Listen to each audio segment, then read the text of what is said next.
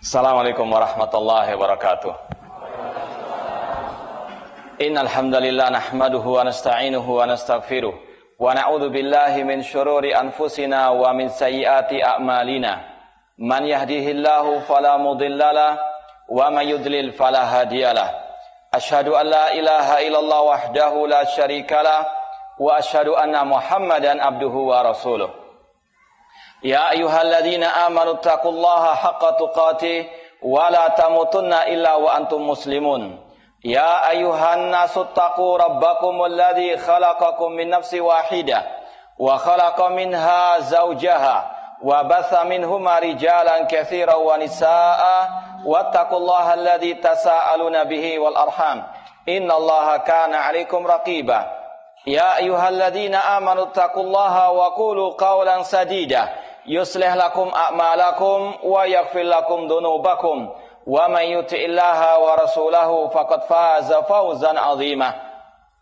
Amma ba'd, fa inna asaqal hadithi kitabullah wa khairal hadi hadi Muhammadin sallallahu alaihi wasallam wa syarrul umuri muhdatsatuha wa kullu muhdatsatin bid'ah wa kullu bid'atin dhalalah wa kullu dhalalatin finnar. Ma'asal muslimin, Bapak, Ibu-ibu, saudara-saudariku rahimani wa rahmukumullah, tidak ada kata yang patut kita panjatkan pada kesempatan yang berbahagia ini melainkan puji syukur kepada Allah Subhanahu wa taala yang dengan limpahan nikmat, hidayah serta pertolongannya kita dipertemukan Allah Subhanahu wa taala dalam acara tabligh akbar ini di dalam masjid yang kita cintai ini. Semoga Allah Subhanahu wa taala menjadikan langkah kita ke tempat ini ikhlas karenanya, dan semoga Allah Subhanahu wa taala menjadikan langkah kita ke tempat ini sebagai pemberat timbangan amalan kebaikan kita di hari kiamat kelak. Kemudian sebagaimana kata Rasulullah SAW, la yashkurillah man la yashkurin nas, tidak bersyukur kepada Allah yang tidak berterima kasih kepada manusia. Maka pada kesempatan yang berbahagia ini saya pribadi mengucapkan banyak terima kasih terutama kepada Bapak Kasdim, Bapak Abdul Malik, hafizallahu taala, yang telah memberikan banyak kepada kita wejangan-wejangan tadi. Semoga bermanfaat bagi kita semuanya dan bagi bangsa kita yang kita cintai ini. Kemudian juga tak lupa saya ucapkan terima kasih kepada takmir masjid yang kita cintai ini yang telah memberikan kepada kita tempat untuk kita saling wa tawassaw bil haq wa tawassaw bis sabr. Semoga ini semuanya sekali lagi sebagai pemberat timbangan amal kebaikan kita di hari kiamat kelak. Bapak, Ibu-ibu, saudara-saudariku rahimani wa rahimakumullah, di sini sebetulnya saya hanya sekedar sebagai seorang muslim yang tugasnya wa tawassaw bil haq wa tawassaw bis sabr. Saya bukan seperti yang disampaikan tadi cendekiawan muslim. Saya sebagai orang muslim biasa yang memang tugasnya dan tugas kita semuanya untuk menjalankan firman Allah tadi wa tawassaw bil haq wa tawassaw bis sabr, dan kita semuanya ingin untuk menjadi orang yang telah Rasul sabdakan khairun nas anfa'uhum linnas. Orang yang paling baik adalah yang paling banyak manfaatnya bagi manusia sesuai dengan bidangnya masing-masing. Mungkin Bapak Abdul Malik sebagai tentara memberikan manfaat dengan tugasnya beliau bagi kita terutama kaum muslimin dan bagi negara kita yang kita cintai ini. Kita semuanya harus punya andil untuk memperbaiki keadaan masyarakat kita, untuk memberikan sumbangsih sesuai dengan bidang kita masing-masing, sesuai dengan apa yang Allah cintai dan Allah ridhai. Ikhwani fillah wa akhwati wa bapak ibu-ibu, saudara-saudariku rahimani wa rahimakumullah. Mungkin tema kita tentang masalah ada apa dengan ISIS. Ada beberapa poin yang ingin kita sampaikan. Yang pertama, sekedar muqaddimah tentang sejarah Islam sejak awal mula sampai mungkin detik ini. Kemudian berkaitan dengan sebuah kelompok yang dulu dikenal dengan istilah kelompok Al-Khawarij. Kemudian baru masuk kepada inti permasalahan tentang sejarah ISIS dan penyimpangan-penyimpangan ISIS, tentunya sesuai atau berdasarkan pandangan Al-Quran dan Sunnah Rasulullah SAW. Kemudian yang terakhir, penutup kesimpulan dari apa yang kita sampaikan. Insya Allah ini yang akan mungkin kita sampaikan dengan memohon pertolongan dari Allah Subhanahu wa taala. Adapun poin yang pertama berkaitan dengan kilas balik sejarah Islam sejak awal mulanya. Sebelum datangnya Rasulullah SAW, kita mungkin pernah mendengar ataupun membaca sejarah bagaimana kaum musyrikin di zaman jahiliyah mereka saling berperang antara satu kabilah dengan kabilah yang lain. Perang Bu'ats misalnya, sampai puluhan tahun bahkan ratusan tahun mereka berperang antara satu kabilah dengan kabilah yang lainnya. Perpecahan di tengah-tengah kaum musyrikin jahiliyah. Ketika Allah Subhanahu wa taala mengutus Rasulnya sallallahu alaihi wasallam, maka keadaan berubah.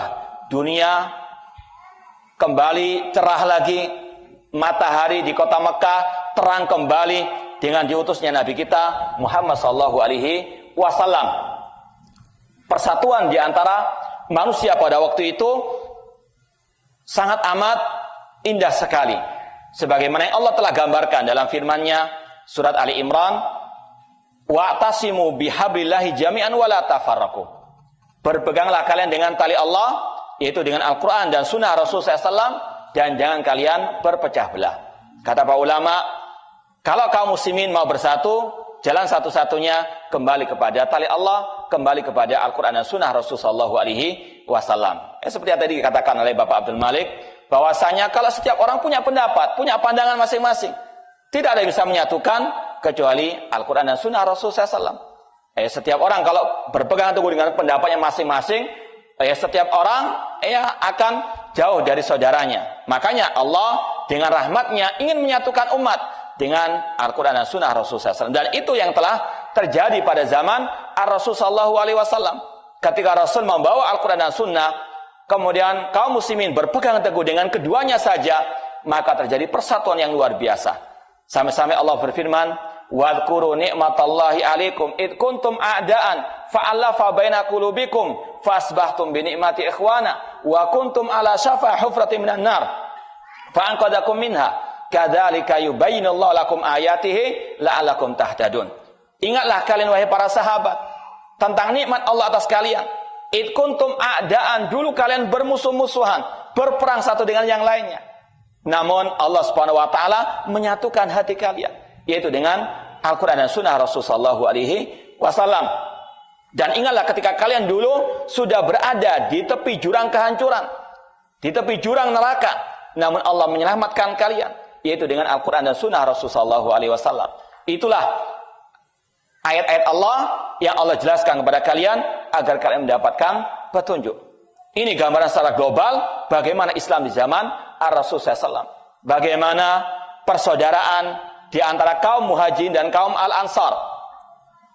Mungkin pernah kita mendengar dalam sejarah, membaca dalam sejarah bagaimana ukhuwah Islamiyah, persatuan di antara kaum muslimin yang luar biasa. Contoh yang paling konkret pada zaman itu ketika kaum muhajirin berhijrah ke kota Madinah. Tentunya mereka tidak punya anak saudara, tidak punya rumah. Abdurrahman bin Auf radhiyallahu ta'ala anhu ketika datang ke kota Al-Madinah disambut oleh seorang Ansar, kemudian ditawarkan oleh kaum Ansar tersebut, kalau engkau mau uang, aku berikan untuk engkau pergi ke pasar menjadi pedagang. Kalau engkau mau istri, ini yang mungkin di dunia tidak ada lagi. Kalau engkau mau istri, aku punya beberapa istri, aku akan ceraikan, kamu nikahi. Apa ada seperti ini? Ya? Kalau di Jawa sana istilahnya bacoan kalau masalah apa? Masalah istri diganggu. Ini seorang kaum Ansar, karena persaudaraannya yang sangat luar biasa, persatuan yang luar biasa yang ditanamkan oleh Rasulullah SAW, sampai terjadi seperti itu. Seorang Ansar menawarkan kepada seorang muhajirin untuk apa? Menikahi istri yang sudah dicerainya nanti. Ini sekali lagi persaudaraan yang tidak duanya. Karena apa? Tadi mereka kembali bersatu di bawah naungan tali Allah, Al-Quran dan Sunnah Rasulullah SAW. Maka kalau kaum muslimin mau bersatu, ini resepnya, ini caranya, kembali kepada Al-Quran dan Sunnah Rasulullah SAW. Makanya Allah mengatakan, Ya ayyuhalladzina amanu ati'ullaha wa ati' rasulah wa ulil amri minkum. Wahai orang-orang beriman, taatilah Allah, taatilah Rasul dan pemimpin di antara kalian. Fa in tanaza'tum fi syai'in faruddu ila Allah wa Rasul. Jika kalian berselisih tentang suatu permasalahan, kembalikan kepada Al-Qur'an dan Sunnah Rasul SAW. In kuntum tu'minu billahi wal yaumil akhir. Jika kalian beriman kepada Allah dan hari akhir, itu baik dan pasti akibatnya akan baik. Namun kalau seseorang atau setiap orang bersikeras memegang pendapatnya, tidak akan mungkin bisa bersatu. Karena setiap kepala berbeda pendapat-pendapatnya. Maka harus kembali kepada Al-Quran dan Sunnah Rasulullah SAW. Itu pada zaman Rasulullah SAW dan para sahabat tidak ada perpecahan. Semuanya satu kesatuan. Dan Rasul telah mengatakan, taraktukum alal mahajjatil bayda lailuha kanahariha la yazigu anha illa halik. Aku tinggalkan kalian di atas Islam yang putih bersih. Itu di zaman Rasul. Islam putih bersih, tidak ada yang samar-samar. Jelas hitam dan putihnya. Kemudian kata Rasul, la yazigu anha illa halik. Tidak akan menyimpang dari Islam yang putih bersih tersebut kecuali dia akan binasa. Itu pada zaman Rasul, Islam satu, Islam murni, Islam putih bersih, bahkan malamnya seperti siangnya. Tahu mana itu tauhid, mana itu syirik, mana itu maksiat, mana itu taat, mana itu sunnah, mana itu bid'ah. Itu sudah sangat amat gamblang di zaman Rasul sallallahu alaihi wasallam. Contoh yang konkret sekarang saja, kalau zaman dahulu Rasul pernah bertanya kepada seorang budak perempuan tentang di mana Allah. Ya. Jawabannya cuma satu. Namun kalau kita tanya kepada kaum muslimin sekarang ini, di mana Allah? Ini berbagai macam jawabannya. Dan ini sudah pernah kita sampaikan di sebuah forum. Ya. Jawabannya juga begitu. Setiap orang punya pendapat masing-masing. Ada yang mengatakan Allah ada di hati para wali-walinya. Ada yang mengatakan Allah tidak di ruang dan tidak di waktu. Ada yang mengatakan Allah ada di mana-mana. Berbagai macam jawaban dari kaum muslimin. Padahal pada zaman Rasul semuanya sepakat. Ketika Rasul bertanya kepada seorang budak perempuan, "Aina Allah?" Ini dalam hadis riwayat Muslim. Di mana Allah? Sang budak perempuan menjawab, "Fis sama." Allah di atas langit.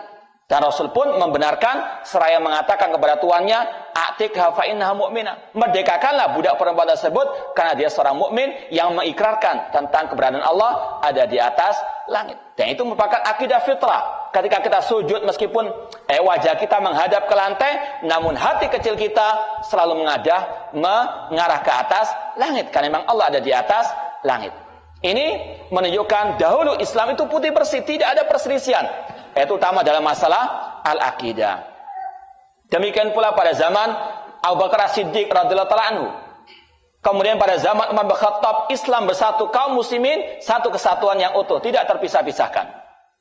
Mulai muncul perpecahan di zaman Al-Khalifah Rasyid Utsman bin Affan radhiyallahu ta'ala anhu. Yang mana seorang Yahudi, dia masuk Islam dalam keadaan munafik, yang bernama Abdullah bin Sabah. Dia berusaha untuk memprovokasi massa. Memang inilah seperti yang disampaikan tadi, ada perang yang mengambil tangan orang lain. Ini orang Yahudi, memang sebagaimana Allah gambarkan, walan tardo ankal yahudu walan nasara hatta tattabi'a millatahum. Tidak akan mungkin ridho orang Yahudi, orang Nasara sampai kalian mengikuti ajaran mereka. Maka Abdullah bin Sabah, seorang Yahudi ini berusaha memprovokasi massa, memecah belah kaum muslimin. Dipengaruhi bahwasanya Khalifah Utsman bin Affan itu nepotisme, itu korupsi dan sebagainya. Maka orang-orang jahil ini mudah terpengaruh orang awam. Maka terjadilah kudeta, tragedi berdarah terhadap Al-Khalifah Rasyid Utsman bin Affan radhiyallahu taala anhu. Maka seperti yang disampaikan juga Bapak Abdul Malik tadi, jangan kita mudah untuk tertipu, terpengaruh dengan orang-orang yang ingin mengadu domba di antara kaum muslimin. Dan itu terjadi pada zaman Al-Khalifah Rasyid Utsman bin Affan radhiyallahu taala anhu. Ketika itu sampai terbunuhnya Al-Khalifah Rasyid Utsman bin Affan radhiyallahu taala anhu. Kemudian semakin parah pada zaman Al-Khalifah Rasyid Ali bin Abi Thalib. Muncul kelompok-kelompok yang sampai sekarang masih eksis di tengah-tengah kaum muslimin. Dan itu menunjukkan kebenaran sabda Rasul sallallahu alaihi wasallam. Rasul SAW jauh-jauh sebelum kita melihat perpecahan di tengah-tengah negeri kita ini, di antara kaum muslimin, Rasul telah memperingatkan tentang perpecahan tersebut. Dalam hadis riwayat Tirmidzi dan juga yang lainnya, Rasul mengatakan, "Sataftariqu hadhil ummah ala 73 firqah kulluha finnar illa wahidah." Umat Islam ini akan terpecah menjadi 73 golongan. Semuanya diancam masuk neraka kecuali satu yang selamat, kata Rasulullah SAW. Ketika para sahabat bertanya, "Wa man ya Rasulullah?" Siapa yang selamat itu ya Rasulullah? Rasul mengatakan, "Ma ana alaihi wa ashabi." Yang selamat itu yang mengikuti ajaranku, kata Rasul, dan yang mengikuti ajaran para sahabatku. Ini sekali lagi wajib untuk kita betul-betul memahami realita yang ada. Ya, kita tidak bisa menutup mata tentang adanya perpecahan, perselisihan, munculnya kelompok-kelompok, apalagi di negeri kita ini. Bukan hanya subur tanamannya, namun juga subur aliran-aliran, sempalan-sempalan yang setiap mungkin hari bermunculan terus. Na'udzubillah min dzalik. Maka kita kaum muslimin wajib untuk kita kembali kepada sumber hukum kita, kembali kepada tuntunan Rasulullah SAW, sabda Rasulullah SAW tadi, bahwasanya memang umat Islam pasti akan terpecah. Itu hukum alam sudah. Sunatullah itu kauniyah. Takdir Allah yang kauni pasti terjadi.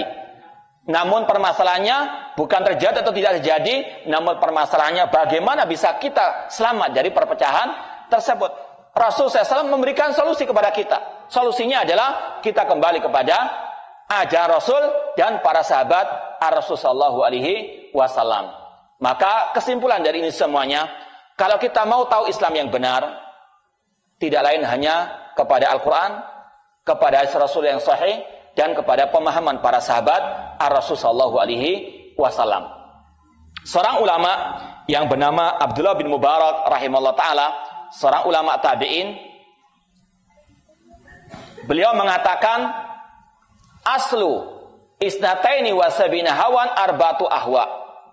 Kata seorang ulama tabi'in yang bernama Abdullah bin Mubarak, bahwasanya 72 golongan yang sesat itu, 73 yang sesat, 73 umat Islam itu pecah belah. 72 yang sesat, yang benar cuma satu, yang mengikuti Rasul dan para sahabat Rasul SAW. Di antara 72 itu, yang merupakan nenek moyangnya, ada 4 kata seorang ulama yang bernama Abdullah bin Mubarak. Yang pertama kelompok Khawarij, yang kedua kelompok Syiah, yang ketiga kelompok Al-Qadariyah, dan yang keempat kelompok Murji'ah. Adapun kelompok Khawarij insya Allah akan kita sampaikan tentang ciri-cirinya dan juga hadis-hadis tentangnya. Adapun kelompok Asy-Syiah Rafidhah, ini diantara yang disampaikan oleh para ulama dari kitab-kitab mereka. Dan alhamdulillah saya pribadi mengoleksi kitab-kitab induk mereka agar kita tahu, tidak hanya sekedar mengatakan mereka sesat tanpa bukti.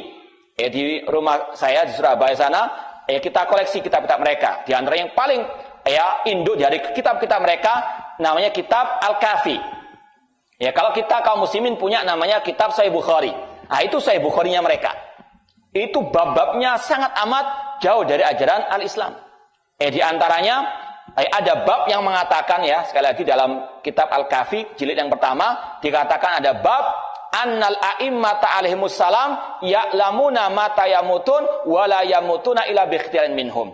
Bahwasanya para imam-imam mereka itu tahu kapan mereka mati dan mereka tidak mati kecuali dengan kehendak mereka sendiri. Gimana menurut antum? Gimana menurut bapak-bapak sekalian? Ini agama mereka. Agama kalau bisa dikatakan kalau orang Jawa saenak udele dewe. Saenaknya sendiri. Itu termaktub dalam kitab-kitab mereka. Kemudian dalam jilid yang berikutnya, mereka mengatakan bahwasanya mereka punya mushaf namanya mushaf Fatimah. Dikatakan wa ma adraka ma mushaf Fatimah. Tahukah Anda tentang apa itu mushaf Fatimah? Kata mereka, mushafun fihi salasatu Qur'anikum. Bahwasanya mushaf Fatimah itu 3 kali lipatnya mushaf kalian kaum muslimin. Bahkan kita juga punya kitabnya mereka yang judulnya saja sudah ngeri. Faslul Khitab fi Tahrif Kitab Rabbil Arbab. Ucapan yang paten bahwasanya Al-Quran itu sudah tidak murni. Itu kitab-kitab mereka. Jadi ini makanya para ulama mengatakan ini diantara kelompok-kelompok pertama kali muncul di tengah-tengah kaum muslimin. Dan mereka ini juga menyebar di tengah-tengah kaum muslimin di negeri kita ini. Dan kata para ulama, bahayanya mereka bukan bahaya masalah akidah, namun juga bahaya bagi setiap negara yang mereka susupi. Ya, karena mereka punya akidah namanya tasjirus thawrah, revolusi. Dan insya Allah ya kita pernah mendapatkan buku dari Badan Intelijen Negara tentang masalah kelompok Syiah ini. Mereka juga sangat amat bahaya berbagai NKRI, karena mereka punya akidah untuk menjadikan suatu negara itu menjadi negara mereka. Dan itu yang terjadi. Mereka merebut Irak, mereka merebut Suriah, mereka merebut Libanon, dan juga terakhir mau merebut negeri Yaman. Ini sekali lagi sangat berbahaya. Meskipun modelnya, bentuknya beda dengan ISIS atau teroris. Mereka bersembunyi di dalam selimut, ya.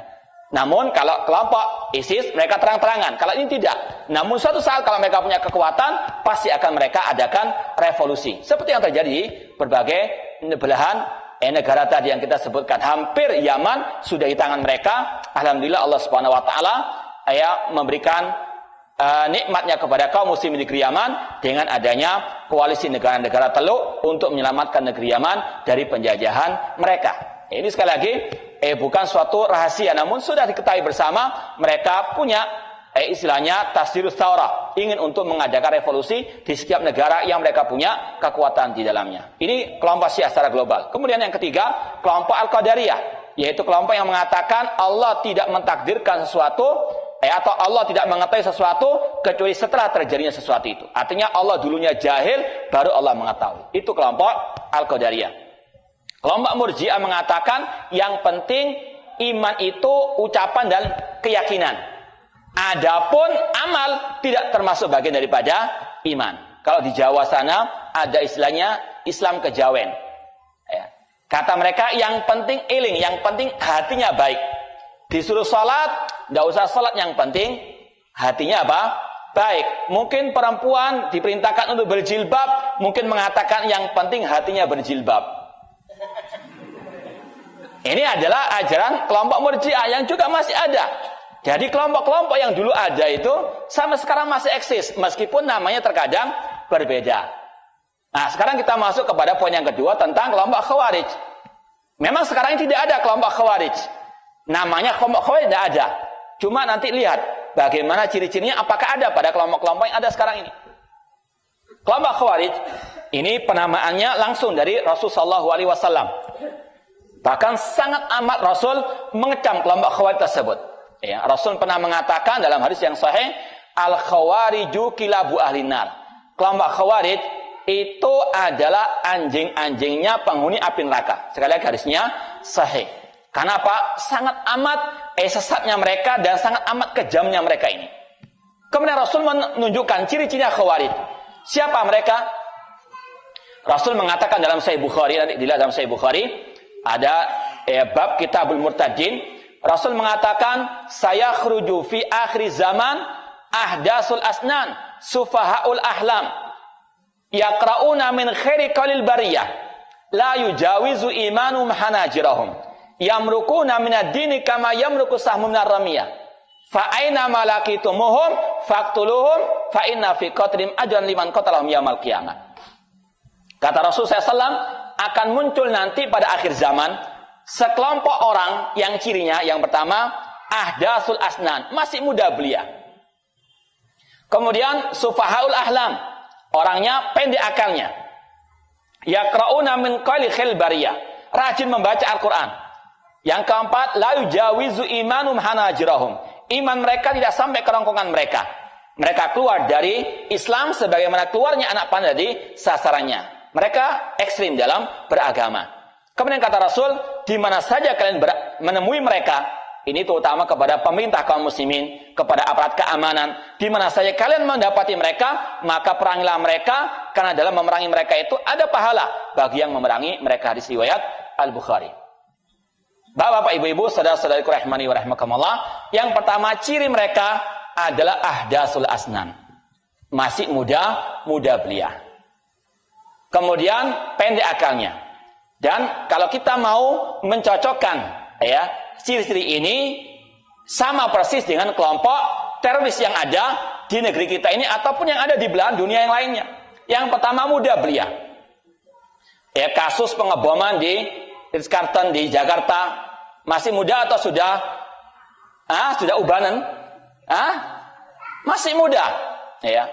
Ini memang potensi. Ya, maka bagi mahasiswa dan mahasiswi ini merupakan target utama mereka untuk didoktrin dengan doktrin-doktrin terorisme. Dan ya sekedar mungkin pengalaman pribadi saya, ya sempat ya, alhamdulillah ini sekedar melaksanakan firman Allah, wa amma bi ni'mati rabbika fahadits. Adapun tentang nikmat Allah maka ceritakan. Di antara nikmat Allah kepada saya pribadi, dulu saya masuk lingkaran mereka. Lingkarannya kelompok teroris. Bahkan sebagian teman-teman kita sudah masuk penjara karena kasus terorisme. Ya. Itu memang targetnya anak-anak muda. Itu utama anak SMA, kemudian juga anak-anak perkuliahan. Itu target mereka karena semangatnya membara cuma tadi. Sufahul ahlam, pendek akalnya. Setiap hari dulu kita itu didoktrin. Ya, kita mungkin pada waktu itu cuma 5 orang saja, 1 tentornya, murabbinya. Itu setiap kali ketemu intinya negara kita kafir, presidennya kafir, halal darahnya, siap mati. Itu sudah. Tiap kali pengajian itu saja. Maka tidak aneh kalau saya pribadi, kalau ada kasus pengeboman, ada seorang anak yang dijadikan sebagai yang mengebom mati, bom bunuh diri, memang itulah doktrin mereka. Mereka tidak akan takut karena setiap hari ketemu itu. Negara kita kafir, harus diperangi, harus kita siap mati syahid. Nggak taunya mati apa? Mati sangit, ya, kebakar. Ini sekali lagi bahaya. Para pemuda ini harus betul-betul waspada. Semangat yang membara harus diiringi dengan ilmu agama, harus dibarengi dengan bimbingan para ulama dan juga harus betul-betul melihat dengan akal yang sehat. Sekarang yang dibom sebagian juga korbannya kaum muslimin. Bagaimana dikatakan jihad? Membunuh saudaranya, membunuh saudaranya sendiri. Makanya kata Rasulullah, kelompok Khawarij cirinya akalnya pendek, tidak berpikir panjang. Kemudian yang ketiga kata Rasulullah SAW, mereka rajin membaca Al-Quran. Mereka ketika berjihad, ketika mereka mengebom, mereka juga berdalil dengan Al-Quran.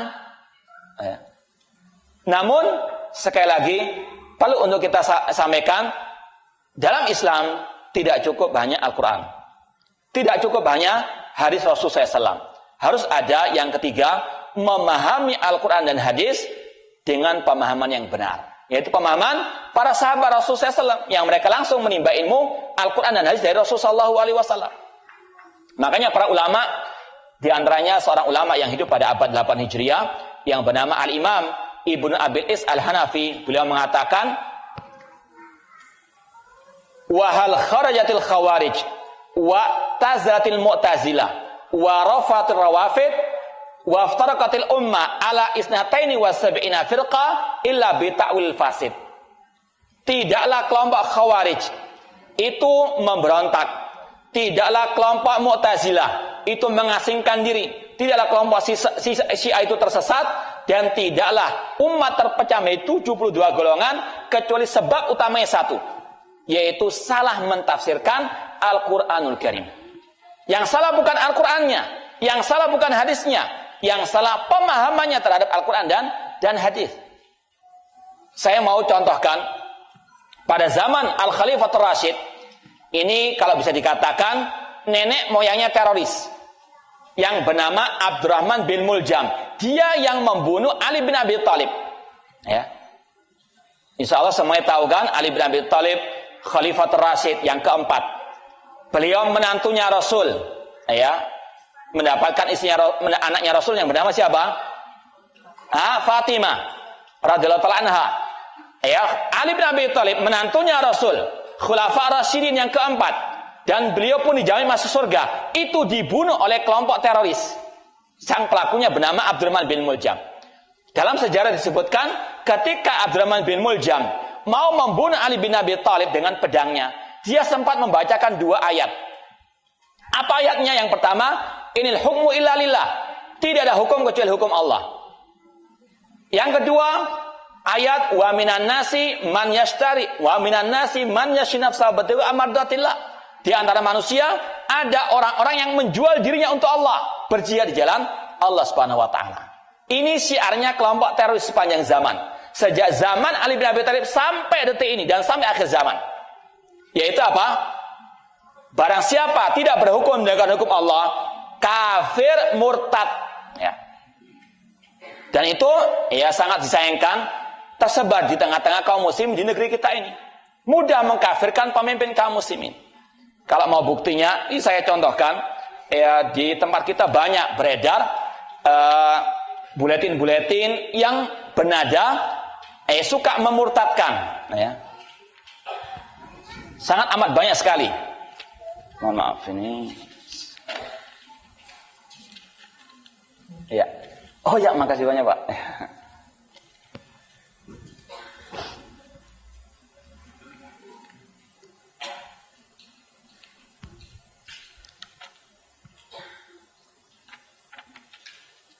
Ini saya contohkan, ini ada di tempat kita namanya buletin Sautul Jihad, ya. Judulnya, ya, pemilu artinya berloyalitas terhadap kaum musyrikin. Kata mereka, bila saja orang yang mengikuti apa yang membuat murka Allah telah divonis murtad olehnya, maka apa gerangan dengan banyak orang sekarang di mana sang atasan membuat undang-undang yang kafir, terus si bawahan melaksanakan dan mengatakan kepada masyarakat kami hanya menjalankan tugas. Bila orang yang taat dalam sebagian kekafiran Allah menvonisnya murtad, maka apa gerangan dengan RT, RW, lurah, camat dan pejabat pemerintah yang lainnya. Ini vonis mereka bahwasanya semua aparat negara kita itu kafir, ya. Karena tadi loyalitas dengan pemilu dan sebagainya. Jadi mulai presidennya, MPR-nya, DPR-nya, sampai Pak RT, Pak RW-nya. Di sini ada Pak RT enggak? Hah? Itu sudah kafir menurut mereka. Ya, makanya tidak aneh kalau misalnya ada aparat keamanan dibunuh oleh kelompok teroris. Ya, ada seorang polisi pagi-pagi mau salat subuh di masjid dibunuh. Tidak aneh karena mereka berkeyakinan aparat keamanan semuanya itu kafir, murtad. Apa setelah murtad? Halal darahnya. Jangankan aparat keamanan sekarang, jangankan kita, Al-Khalifatul Rasyid Ali bin Abi Thalib, ya, beliau yang dijamin masuk surga, menantunya Rasul dibunuh oleh kelompok Khawarij atau nenek moyang teroris pada zaman itu yang bernama Abdurrahman bin Muljam, dengan dalil Ali bin Abi Thalib murtad dan halal darahnya. Membunuh Ali bin Abi Thalib mereka anggap sebagai bentuk jihad di jalan Allah Subhanahu wa taala. Ini kelihatan banyak yang kipas-kipas, apa enggak dinyalakan kipas anginnya? Kenapa? Agak asik. Nah, kok ibu-ibu masih banyak kipas-kipas, kasihan. Ya, kembali kepada pembahasan.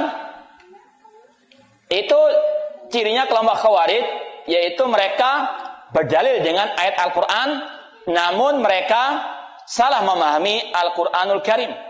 Di antaranya yang sering mereka bawakan adalah ucapan wa man lam yahkum bima anzalallahu fa ulaika humul kafirun. Barang siapa yang tidak berhukum dengan Allah maka kafir.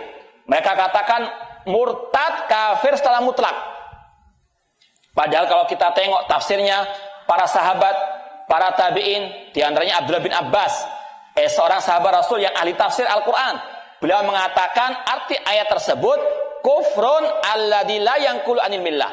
Itu adalah kekafiran yang tidak mengeluarkan dari Islam. Seorang ulama tabi'in yang bernama Atha bin Abi Rabah mengatakan kufrun duna kufrin, kekafiran yang tidak mengeluarkan dari Islam. Dan ulama pun memperinci.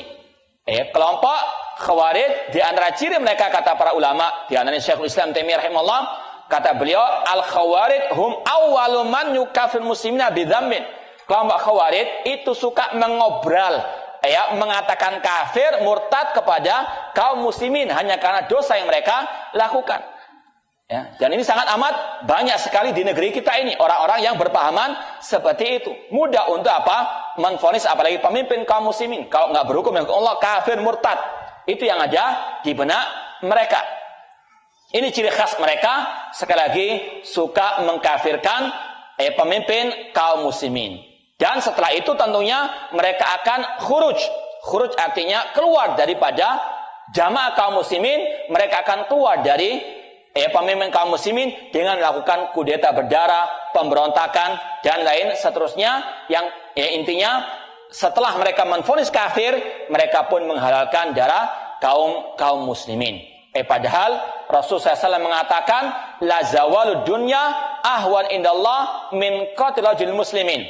Membunuh orang muslim satu saja itu lebih berat di sisi Allah daripada hancurnya dunia dan seisinya. Namun kelompok Khawarij, mereka dengan kejamnya terkadang membunuh kaum muslimin tanpa hak. Dan bahkan dalam sejarah sangat amat keji kelompok Khawarij tersebut. Bukan kelompok ISIS saja yang sekarang ini kita dengar kekejian mereka. Bahkan kelompok Khawarij dulu juga seperti itu. Di antaranya ada seorang ulama yang bernama Imam Ibnu Katsir, dalam kitab sejarahnya namanya Al-Bidayah wa Nihayah, beliau menyebutkan tentang kekejian kelompok Khawarij. Di antaranya, ketika mereka mau memberontak kepada Ali bin Abi Thalib, sudah membawa pasukan perang, mereka bertemu dengan seorang sahabat Rasul yang bernama Abdullah bin Khabbab bin Arad radhiyallahu anhu. Kemudian mereka pun menawan sahabat tersebut yang sedang berjalan dengan istrinya yang sedang hamil. Kemudian kata Ibnu Katsir, mereka pun lalu membunuh Abdullah bin Khabbab bin Arad radhiyallahu anhu dengan kejamnya, dan sang istri pun dibunuh juga.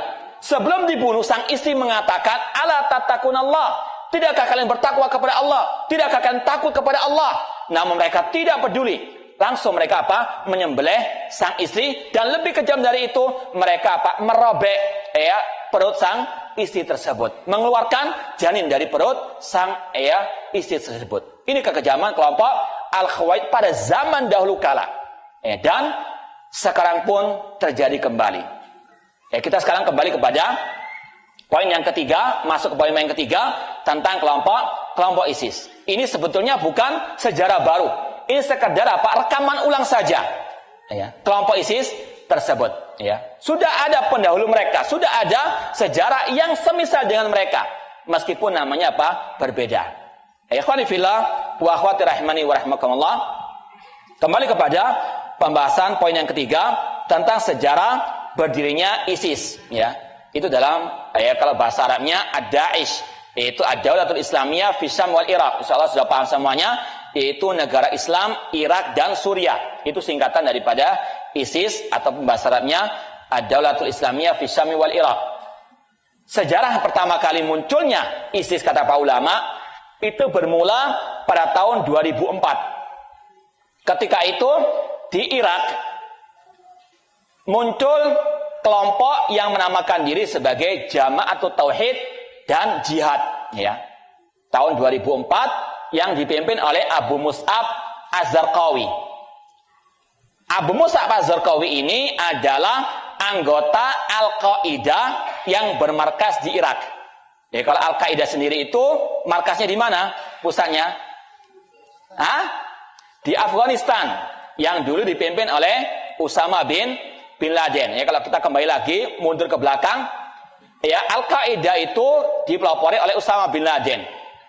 Usama bin Laden ini memiliki pemikiran teroris dari seorang tokoh yang bernama Muhammad Qutb. Dia ini asalnya dari Mesir. Memiliki saudara namanya Sayyid Qutb. Dua-dua orang ini memiliki pemikiran yang sama, yaitu pemikiran bahwasanya kaum muslimin sekarang itu semua kafir. Itu kalau mau kita baca banyak sekali. Saya biar lebih mantap, saya bacakan ucapan Sayyid Qutb dan juga pemikiran-pemikirannya. Contoh misalnya satu saja, dalam kitab Sayyid Qutb yang berjudul Dhilalul Quran, tentang tafsir Al-Quran, halaman 2009, dia mengatakan al-basyariyatu adat ilal jahiliyah. Manusia sekarang pada zaman waktu itu beliau itu kembali kepada zaman jahiliyah. Wartaddat an la ilaha illallah. Semua orang murtad dari la ilaha illallah. Fa'atat lihaulil ibad alladina syar'u siyasa wan nizam wat taqalid wal adat wal azya wal a'yad khasaisal uluhiyah. Dikarenakan manusia sekarang ini tunduk kepada peraturan pemerintah, ya, kurang lebihnya seperti itu. Walam ta'ud wahidallah, dan tidak mentauhidkan Allah Subhanahu wa taala. Pemikiran Said Qutb ini juga dimiliki oleh saudaranya yang bernama Muhammad Qutb. Dua-duanya ini adalah orang Mesir. Kemudian Said Qutb mati dipenggal oleh penguasa pada waktu itu karena dia mau merencanakan pemberontakan terhadap negeri Mesir.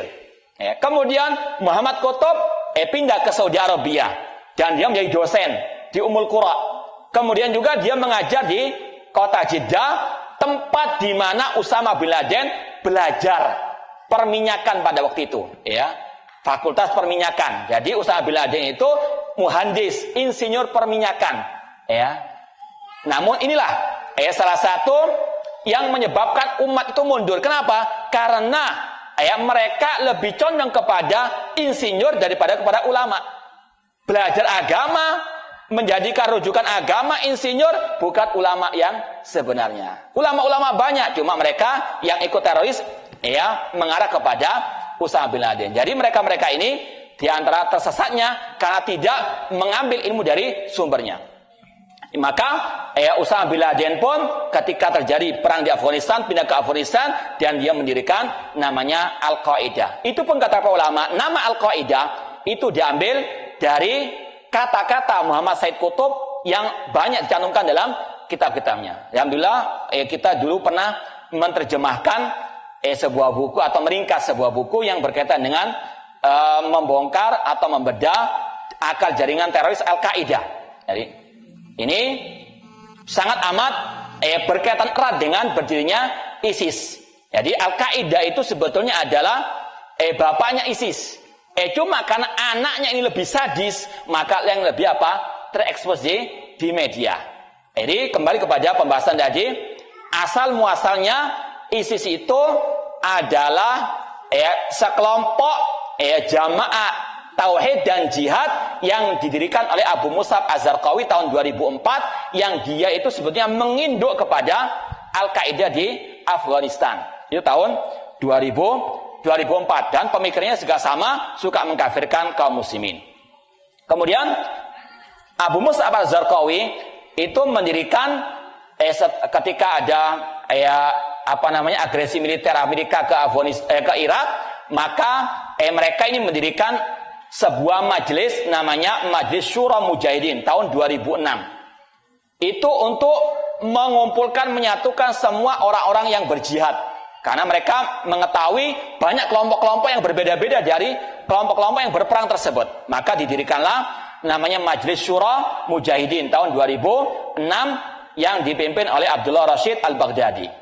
Kemudian pada akhir tahun 2006 mereka setelah mendengar Abu Mus'ab Az-Zarqawi itu terbunuh dalam agresi militer Amerika di Afghanistan atau di Irak, maka Majelis Syura Mujahidin bersepakat mendirikan namanya Negara Islam Irak, Masih Negara Islam Irak.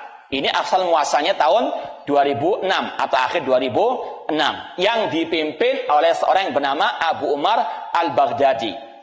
Kemudian ini masih di Irak saja, Irak saja. Pada tanggal 19 April 2009, pemimpin cikal bakalnya ISIS yang bernama Abu Umar Al-Baghdadi ini meninggal dunia ketika adanya agresi militer juga yang dilakukan oleh Amerika. Tahun 2009 Abu Umar Al-Baghdadi meninggal dunia. Diangkatlah asistennya yang bernama Abu Bakar Al-Baghdadi, yang sekarang ini katanya memimpin kelompok ISIS atau khalifah ISIS sekarang adalah Abu Bakar Al-Baghdadi. Dia adalah orang Irak dan dia adalah lulusan S3 di Universitas Islam Irak sana. Kemudian pada tahun 9 April 2013 sang Khalifah Abu Bakar Al-Baghdadi mengumumkan berdirinya Negara Islam Irak dan Suriah. Asalnya negara Islam Irak saja, namun ditambahi Suriah, karena dalam perjalanannya dia mengembangkan sayapnya ke Suriah. Dan ini menunjukkan kebenaran sabda Rasul SAW. Rasul mengatakan kelompok Khawarij itu yakhrujuna fi ikhtilafi ummah. Mereka itu muncul ketika umat Islam berpecah belah. Ketika dalam keadaan kekacauan, muncul mereka ini. Pada zaman Ali bin Abi Thalib, ketika ada kekacauan, mereka muncul. Demikian pula di Irak, ketika Irak sudah tidak ada keamanan, kekacauan yang ada, mereka muncul. Ketika ada perang di Suriah, mereka muncul. Ya, itu kebenaran sabda Rasulullah SAW tentang ciri kelompok Khawarij. Kemudian pada tahun 2009 juga Abu Bakar al-Baghdadi diangkat sebagai khalifah. Kemudian Abu Bakar al-Baghdadi ini dia tidak mau hanya Irak saja yang dia pimpin. Dia ingin mencaplok tempat di Suriah yang pada waktu itu sudah ada cabangnya Al-Qaeda, namanya Jabhatun Nusrah. Namanya Jabhatun Nusrah. Sekali lagi, Al-Qaeda itu pusatnya di Afghanistan, punya cabang-cabang di Irak dan juga di Suriah. Di Irak tadi sudah berkembang menjadi Daulah Islam Irak. Yang di Suriah namanya Jabhatun Nusrah. Abu Bakar al-Baghdadi tidak mau terus-menerus jadi anggota. Dia juga mau jadi apa? Pemimpin. Maka dia ingin mencaplok cabangnya Al-Qaeda di Suriah. Namun cabang Al-Qaeda di Suriah tidak mau. Dan itu dibantu oleh pusatnya yang diketuai oleh Aiman al-Zawahiri. Maka sampai sekarang pun mereka terpisah. Al-Qaeda dan ISIS tidak bersatu lagi. Ya. Dan itu pun terjadi di negeri kita ini.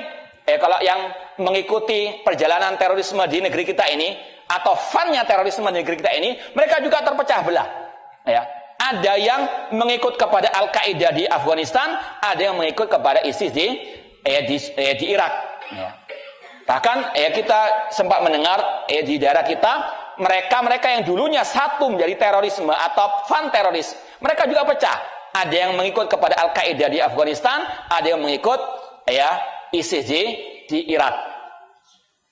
Kemudian pada tahun 2014, ya, ini mungkin rame-rame ISIS pada tanggal 29 Juni 2014, khalifahnya ISIS mengumumkan untuk kaum muslimin membaiat dirinya. Yang enggak baiat murtad. Ya, itu sudah rumusnya mereka. Yang enggak mau ikut mereka murtad. Kalau sudah murtad apa? Kalau enggak mau baiat murtad dan enggak halal apa? Darahnya. Jadi ini sekilas tentang sejarah ISIS itu bukan muncul langsung pada tahun kemarin 2014, namun ada proses sampai berdirinya negara Islam Irak dan Suriah yang ada di Irak sana. Mungkin sejarah ini kurang penting sebetulnya untuk kita ketahui, cuma segelas saja. Yang paling penting tentang bagaimana penyimpangan-penyimpangan kelompok ISIS ini. Yang pertama kata para ulama, masalah pengumuman kekhalifahan mereka, ya, yang mana mereka berdiri di negara Irak, jadi negara di dalam negara. Kemudian kata para ulama, syarat orang itu menjadi khalifah harus dengan ijma'nya kaum muslimin. Tidak bisa hanya sebagian atau sekelompok kaum muslimin yang memilih dia sebagai al-khalifah.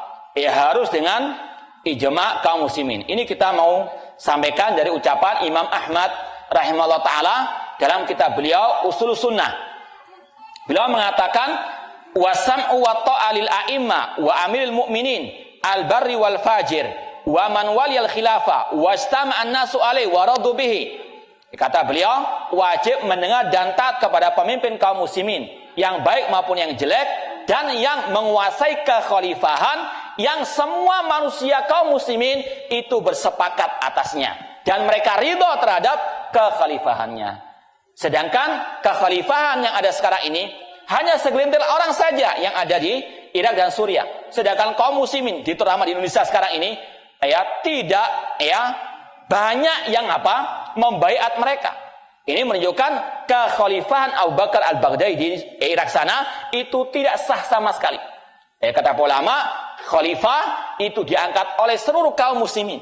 Paling tidak mungkin kalau bisa kita presentasekan, 95% kaum muslimin sudah membaiat. Adapun sekarang hanya segelintir orang saja. Itu yang pertama, bahwasanya kekhalifahan mereka secara syar'i atau secara Islam tidak sesuai sama sekali dengan Al-Quran dan Sunnah, dan demikian pula dengan pandangan para ulama Ahlussunnah wal Jamaah. Kemudian juga kata para ulama, khalifah yang ada sekarang ini bukan hanya Khalifah Abu Bakar Al-Baghdadi yang merupakan khalifahnya ISIS. Namun di negeri kita ini juga, Indonesia ini, banyak muncul apa? Khilafah-khilafah. Ada namanya Khilafatul Muslimin. Ada sekelompok yang tiap hari kerjanya tegakkan khilafah-khilafah. Banyak khalifah-khalifah apa? Jadi-jadian di dunia ini. Mana yang kita mau baiat? Apalagi Rasul mengatakan, idza bu'i alil khalifatain faqtulu akhira minhuma atau akhirahuma. Apabila dibaiat dua khalifah, bunuh yang terakhir. Ini siapa yang terakhir ini? Banyak. Mana yang kita mau baiat? Dan kata pak ulama, kita jangan berkata dengan khayalan impian. Kita syukuri apa yang ada.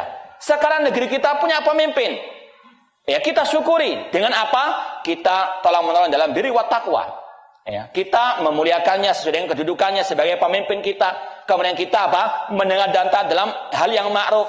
Kita bersabar kalau mungkin ada kebijakan yang kurang berkenan atau ada kemaksiatan, kedzaliman, itu lumrah manusia biasa. Dan ini sudah kita sampaikan pada kemarin di tempat yang lain tentang sikap seorang muslim terhadap pemimpinnya yang muslim. Kewajiban kita bersatu di bawah kepemimpinan seorang hamba Allah yang muslim, bagaimanapun keadaannya. Makanya Imam Ahmad tadi mengatakan wajib mendengar dan taat kepada pemimpin yang baik maupun yang jelek. Selama dia masih muslim, kewajiban kita untuk taat kepada perintahnya yang tidak bermaksiat kepada Allah Subhanahu wa taala. Dan kata para ulama, tidak mengapa. Tidak adanya khalifah, tidak ada masalah. Yang penting ada pemimpin yang memimpin kaum muslimin. Dan itu berlaku sepanjang zaman. Dan tidak ada ulama seorang pun yang menyetujui kekhalifahan Abu Bakar Al-Baghdadi. Sekarang siapa ulamanya? ISIS tidak ada. Bahkan yang lebih aneh lagi, ini termasuk keajaiban dunia. Dulu teroris itu punya ulama, namanya Abu Muhammad Al-Maqdisi. Ini punya sebuah buku menunjukkan akan pemikiran khawarijnya, yaitu buku yang berjudul Al-Kawashiful Jaliyah fi Takfiri Daulati Saudiyah. Tentang kafirnya negara Saudi. Kalau Saudi Arabia pusatnya Islam sekarang ini dikafirkan, apalagi negara Indonesia. Memang itulah tabiat mereka, itulah sifatnya mereka, suka mengkafirkan negara kaum muslimin. Abu Muhammad Al-Maqdisi ini dulu sebelum pecahnya Al-Qaeda dengan ISIS, itu tokohnya, ulamanya teroris di dunia. Bahkan teroris di negeri kita ini juga berkiblat ke sana. Abu Muhammad Al-Maqdisi. Dan yang kedua Abu Qadad Al-Falastini. Kalau antum lihat di internet, mereka ini sekarang mengecam dengan keras kelompok ISIS. Ini maling teriak, maling, sama-sama terorisnya, namun saling kecam mengecam. Bahkan kelompok ISIS dikecam oleh Abu Muhammad Al-Maqdisi sebagai kelompok Al-Khawarij yang suka mengkafirkan kaum muslimin. Padahal dia juga mengkafirkan siapa? Negara Saudi Arabia, kaum muslimin di Saudi Arabia dikafirkan. Ini mengkafirkan kelompok ISIS, ISIS juga mengkafirkan. Ini sama-sama maling teriak maling. Itu yang terjadi, ini keajaiban dunia. Makanya sekali lagi, kelompok ISIS tidak ada seorang ulama pun yang menyetujui, merestui mereka. Bahkan ulamanya teroris pun mengecam mereka karena kalah saingan, rivalitas Al-Qaeda dengan ISIS tadi. Ini penyimpangan mereka yang pertama, pengumuman kekhalifahan baiat terhadap khalifah mereka Abu Bakar Al-Baghdadi tidak syar'i sama sekali, tidak sesuai dengan Al-Quran dan Sunnah, dengan pemahaman para sahabat Rasulullah SAW. Kemudian penyimpangan mereka yang kedua, seperti yang kita sampaikan tadi, masalah mengkafirkan kaum muslimin tanpa hak. Ini saya bawakan sebuah buku yang sangat bagus tentang ISIS. Ini baru dicetak, alhamdulillah pengarangnya memberi kepada kita langsung, yaitu Syekh Ali bin Hasan bin Ali bin Abdul Hamid Al-Halabi Al-Athari. Alhamdulillah beliau ulama dari Yordania, murid senior dari seorang ulama hadis, Syekh Muhammad Nasir Albani, dan alhamdulillah ya pemerintah kita lewat BNPT itu sering memanggil beliau untuk ya berceramah tentang terorisme, bahaya terorisme. Bahkan beliau juga dibawa ke penjara-penjara teroris yang ada di negeri kita, di Cipir dan sebagainya. Dan alhamdulillah kita sangat amat dekat dengan pengarang buku ini. Ya, beliau alhamdulillah banyak berjasa dalam memerangi kelompok teroris di dunia, terutama kelompok ISIS yang ada sekarang ini. Bahkan kalau nggak salah 1 bulan yang lalu beliau juga memberikan seminar di Jakarta yang dihadiri oleh wakil presiden dan juga tokoh-tokoh dan pejabat-pejabat negara kita untuk memerangi kelompok terorisme. Dalam buku ini beliau menyingkap banyak sekali kesesatan-kesesatan kelompok ISIS. Di antaranya bagaimana mereka ini suka mengobrol kata-kata kafir kepada kaum muslimin, terutama kepada tentara kaum muslimin. Ini saya sebutkan salah satu contohnya. Ada tokoh mereka yang bernama atau jubirnya kelompok ISIS yang bernama Abu Muhammad Al-Adnani. Dia mengatakan inna juyusat tawaghid min hukami diyarin muslimin hiya bi umumiha juyusyuriddatin wa kufrin. Sesungguhnya tentara-tentara tauhid dari tentara-tentara pemerintah kaum muslimin itu semuanya adalah tentara-tentara yang murtad dan tentara-tentara yang kafir. Jadi tadi kalau ada Bapak Abdul Malik tadi itu sudah apa? Sudah murtad kafir menurut mereka. Demikian pula mereka mengatakan dalam kesempatan yang lain,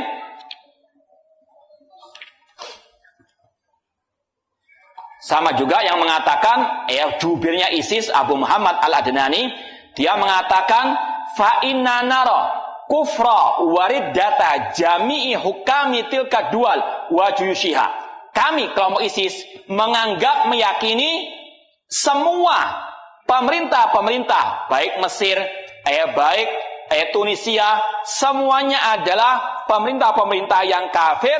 Wa qitaluhum aujabu min qital muhtal as-salibi. Dan memerangi mereka, tentara-tentara kafir tersebut, kata mereka, atau pemerintah-pemerintah Mesir dan sebagainya, itu lebih wajib daripada memerangi orang-orang kafir yang lainnya. Jadi mereka sudah memproklamirkan untuk mengkafirkan semua pemerintah kaum muslimin. Demikian pula mengumumkan perang kepada kaum muslimin. Maka sungguh benar seperti yang dikatakan oleh Pak Abdul Malik tadi, kalau TNI demikian pula dengan MUI-nya untuk bersatu melarang adanya ISIS dan terus akan memerangi ISIS, maka itu suatu yang hak, yang wajib untuk kita mensupportnya, sebagaimana pada zaman kekhalifahan Ali bin Abi Thalib ketika Khawarij itu memberontak, maka beliau pun memerangi kelompok Al-Khawarij. Dan sebelum itu beliau mengutus Abdullah bin Abbas untuk menasihati kelompok Khawarij. Seperti alhamdulillah pemerintah kita atas nama BNPT mengundang ulama untuk menasihati kelompok Khawarij tersebut. Meskipun sebagian mereka ada yang menolak nasihat tersebut, namun paling tidak sudah melaksanakan sunnahnya Ali bin Abi Thalib, yaitu menasihati, mendatangkan ulama untuk menasihati kelompok-kelompok teroris tersebut. Ini sebenarnya kalau kita baca sangat banyak ucapan-ucapan kelompok teroris ISIS yang bernada mengkafirkan, mengatakan semua kaum muslimin yang selain golongan mereka itu murtad dari agama Allah Subhanahu wa taala. Padahal Rasul mengatakan, man qala li akhi ya kafir faqad ba'a biha ahaduhuma. Barang siapa yang mengatakan kepada saudaranya wahai kafir, maka dosa pengkafiran kembali kepada yang menuduh tersebut. Berbahaya. Ini makanya sangat amat ditekan oleh para ulama, jangan mudah-mudah kafir mengkafirkan orang perorangan dari kaum muslimin. Kemudian yang ketiga, setelah kita tahu mereka suka mengkafirkan, maka seperti kelompok Khawarij zaman dahulu, yaitu menghalalkan darah kaum muslimin. Seperti yang kita sampaikan tadi, Abu Muhammad Al-Adnani, jubirnya ISIS, mengatakan bahwasanya negara-negara muslim sekarang ini sudah kafir murtad, wajib untuk diperangi, untuk dihalalkan darah mereka. Ini kita mau contohkan lagi ucapan-ucapan mereka yang bernada seperti ini. Di antaranya, ini ucapan yang ditujukan kepada kaum muslimin Ahlussunnah wal Jamaah yang tidak mau ikut ajaran mereka, mereka mengatakan ini atas nama Abu Mus'ab Az-Zarqawi tadi. Dia mengatakan fa'in abaitum, atau Abu Umar Al-Baghdadi, fa'in abaitum taubata qabla al-qudrati alaikum fa wallahi laqatul murtad ahabu ilayya min mi'ati rasi salibiyah. Demi Allah, membunuh orang murtad, jadi ini barang dagangan mereka, memurtadkan kaum muslimin, menganggap kaum muslim murtad, kemudian mereka mengatakan memerangi orang murtad lebih aku cintai daripada membunuh 100 orang Nasara. Ya. Ini apa? Slogan mereka. Makanya mereka lebih giat untuk membunuh kaum muslimin daripada orang-orang Yahudi di Palestina dan sebagainya. Dan itulah kebenaran sabda Rasul. Ciri khawarij, ciri teroris itu kata Rasul, yaqtuluna alal Islam wa yad'una alal ausan. Mereka itu membunuh orang-orang muslimin namun meninggalkan orang-orang yang kafir. Ya, meskipun seperti kata para ulama, mereka sebelum membunuh mengkafirkan dahulu kaum muslimin. Ini kesesatan mereka yang ketiga. Sebenarnya contohnya banyak sekali dalam buku ini yang disampaikan oleh pengarang. Kemudian yang keempat, di antara kesesatan mereka, karena ini jam 11:30 persis ya. Jadi diberikan waktu oleh panitia jam 11:30, kita stop. Maka yang terakhir di antara kesesatan mereka, yaitu seperti Rasul sabdakan tadi, mereka adalah hudasul asnan, sufaul ahlam, jahil terhadap agama Allah Subhanahu wa taala. Mereka tidak punya ulama. Rujukan mereka adalah orang-orang yang jahil, sehingga seperti sabda Rasul SAW dalam Sahih Bukhari, Rasul mengatakan innallaha la yantazil ilma intizaan walakin yantazil ilma biqabdil ulama hatta idza lam yubqi aliman ittakhadhan nasu ru'usan juhalan fa'su'ilu fa'aqtabu ilmin fadallu wa adallu. Kata Rasul, Allah tidak mengangkat ilmu agama ini secara tiba-tiba, namun Allah mengangkat ilmu agama ini dengan mewafatkan para ulama. Sehingga ketika ulama sudah jarang atau bahkan sudah habis, manusia mengambil orang-orang jahil sebagai rujukan agama. Seperti tadi, insinyur perminyakan jadikan ulama. Maka apa? Ketika ditanya urusan agama, dia menjawab tanpa ilmu sehingga sesat dan menyesatkan. Itulah yang ada pada kelompok ISIS.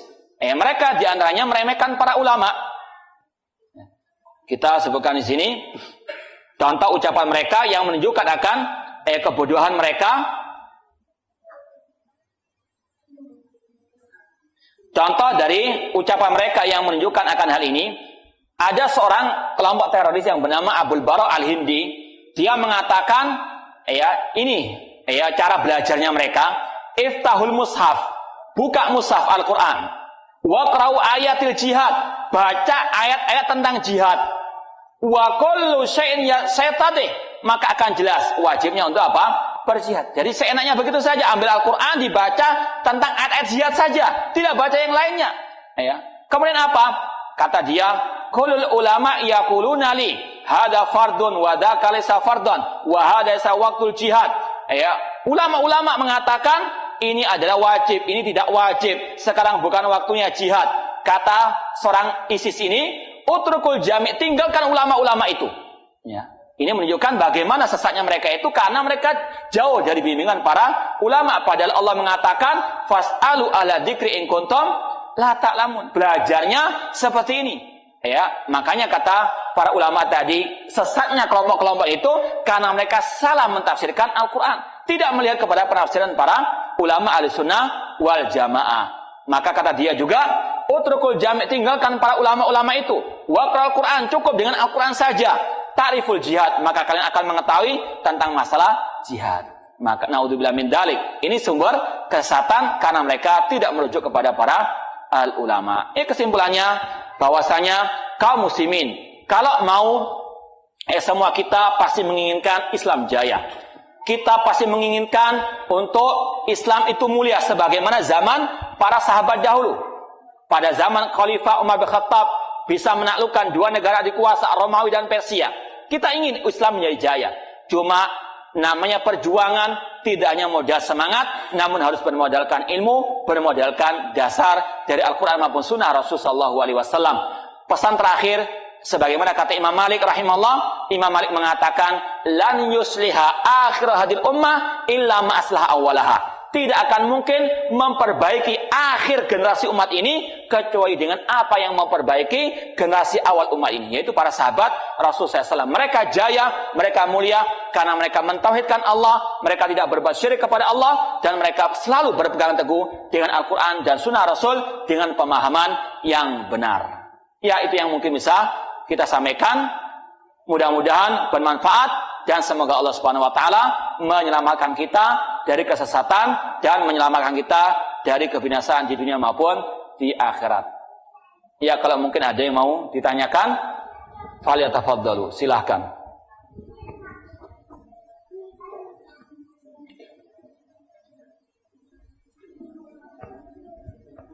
Oh ya.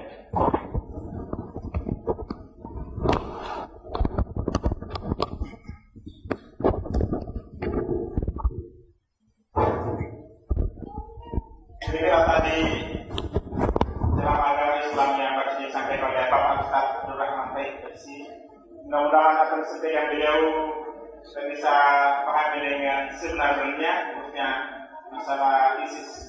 Namun kita menurut poinnya di antara kita masih ada yang masih kurang jelas. Oleh karena itu pada kesempatan berbagai ini Pak Ustaz membuat kesempatan untuk memberikan pertanyaan kepada sahabat saya, mereka semua bertanya. Pertanyaan pertama ini diberikan kepada Bapak Saleh Senang. Masya Allah, barangkali karena saya dulu di depan. Ya, makasih protokol atas kesempatannya. Alhamdulillah dari penyampaian Pak Ustaz, saya kira sudah bisa memberikan informasi keilmuan dan mencerahkan kita tentang wawasan keislaman. Memang kalau kita belajar itu, semakin kita belajar kita merasa semakin buruk. Kenapa kita banyak selama ini tersesat? Karena kita kemudian mengklaim diri kita paling benar, sementara kita tidak pernah membaca Al-Quran secara tuntas. Makanya betul orang yang terlibat teroris, mati, mengkafirkan sesama muslim adalah mereka-mereka yang tidak pernah dulu mempelajari Islam secara sistematik. Dan jarang-jarang orang-orang IEG di pesantren yang terlibat teroris. Yang ada itu adalah kelompok-kelompok yang kemudian langsung mempelajari jihad tanpa mempelajari sejarah di pesantren. Ada dua saja yang saya ingin tanyakan. Pertama, latar belakang kenapa banyak di negara Indonesia sebagai mayoritas Islam yang terlibat teroris atau terlibat ISIS, itu penyebab utamanya karena mereka kecewa dengan kekalahan umat Islam di Indonesia. Kita kalah, umat Islam kalah di Indonesia di bidang apa? Di bidang politik. Kenapa kita tidak tertarik untuk merangkak setiap kompetisi politik? Karena banyak di antara orang Islam yang begitu ada tokoh Islam, tokoh umat yang maju sebagai pimpinan politik, ya, di lembaga negara, baik sebagai presiden, bupati, apalagi yang anggota DPR, itu orang Islam yang kemudian mencemooh itu, seolah-olah itu bahwa politik itu tidak menjadi bagian ajaran Islam. Jadi bagaimana pendapat Ustaz? Ya, sementara untuk kita bangsa negara, kita harus terlibat dalam politik. Karena untuk membuat undang-undang, untuk membuat negara kita menjadi mayoritas dikuasai oleh kebijakan yang Islami misalnya, maka itu akan didominasi oleh orang-orang Islam yang tentu punya basic ilmuwan Islam yang baik. Ya, mungkin yang pertama. Yang kedua, dalam firman Allah Subhanahu wa taala dalam surah Al-Hujurat ayat 13, Allah berfirman, Bismillahirrahmanirrahim, Ya ayyuhan nas inna khalaqnakum min dzakarin wa unsa wa ja'alnakum syu'uban wa qabaila lita'arafu. Ini menandakan bahwa Allah Subhanahu wa taala mengerti manusia itu terdiri dari suku-suku dan bangsa-bangsa.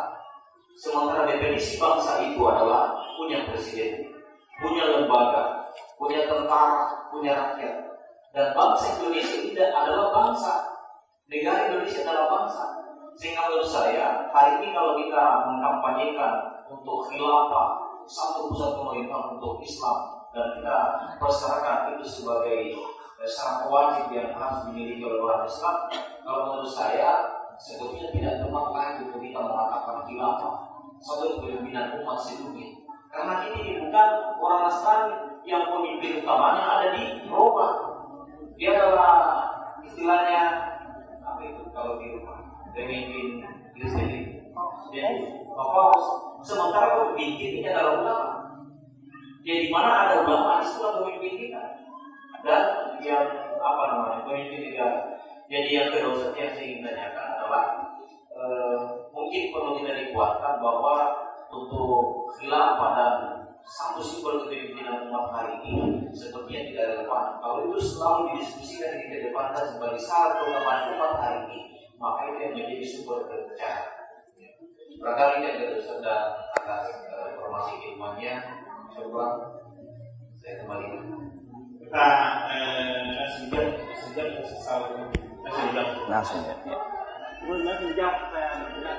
Ya.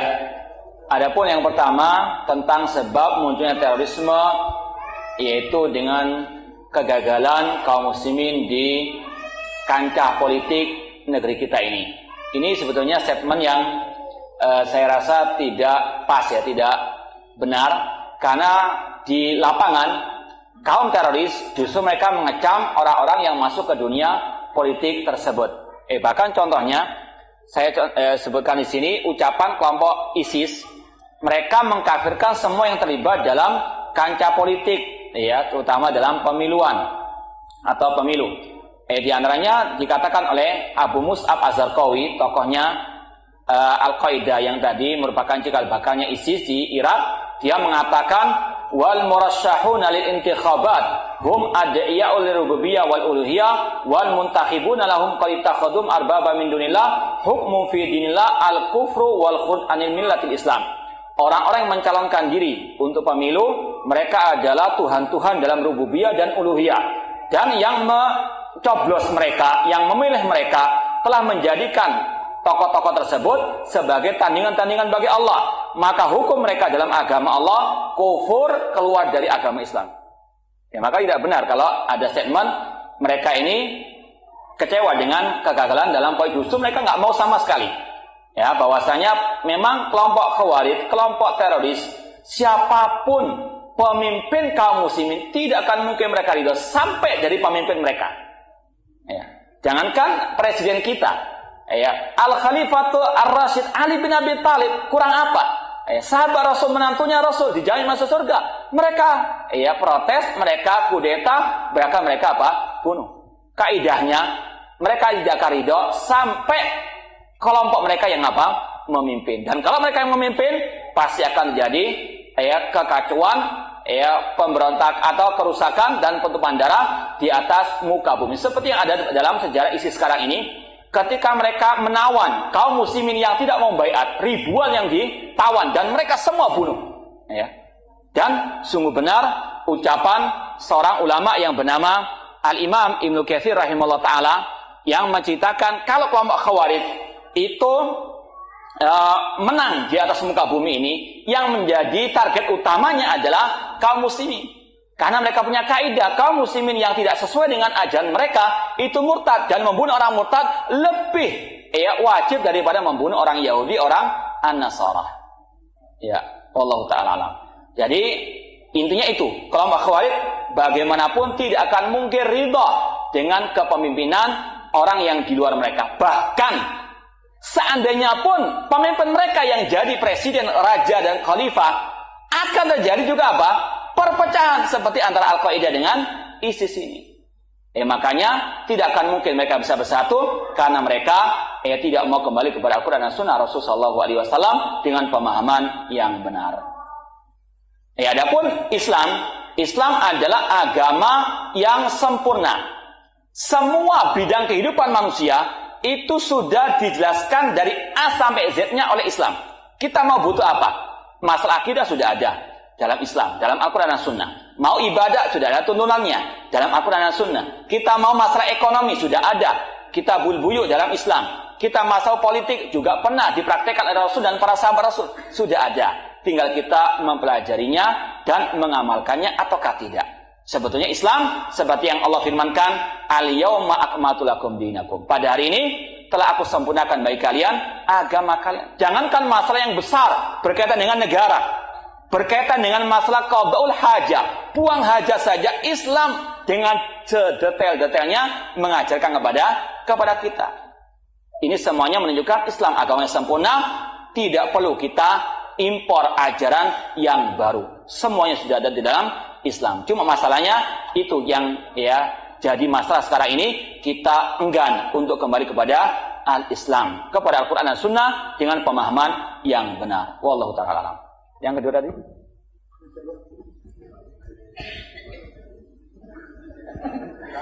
Iya, tentang masalah khilafah. Ini sudah kita singgung tadi, bahwasanya memang kita tidak bisa mengingkari di dalam Islam ada sistem kekhalifahan seperti khulafa ar-rasyidin, dan Islam tidak melarang adanya berdirinya khilafah al-islamiyah, bahkan dianjurkan. Akan tetapi seperti yang kita katakan tadi, jangan kita berkata dengan khayalan, impian. Syukuri apa yang ada. Sekarang ini kita punya negara, mayoritas kaum muslimin. Ini yang kita harus pertahankan, kita benahi.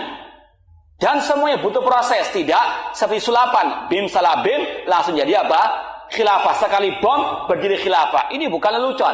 Ini adalah agama yang wajib untuk kita kembali kepada Al-Quran dan Sunnah Rasulullah SAW. Butuh proses, butuh pembenahan. Seperti yang ada sekarang ini, kita lihat kerusakan di mana-mana, kesyirikan, kebid'ahan, kemaksiatan. Maka solusi yang terbaik, kata Allah, innallaha la yughayyiru ma biqaumin hatta yughayyiru ma bi anfusihim. Sesungguhnya Allah tidak akan merubah nasib suatu kaum sampai mereka sendiri merubah nasib mereka. Merubah bukan dari atas, namun dari bawah. Itu sunnahnya Rasul, sunnah Allah Subhanahu wa ta'ala. Seperti orang bangun rumah. Ada yang bisa bangun rumah dari atap? Ini ada yang insinyur atau arsitek mungkin. Ada nggak penemuan baru, bangun rumah langsung dari atapnya? Bisa nggak? Mustahil.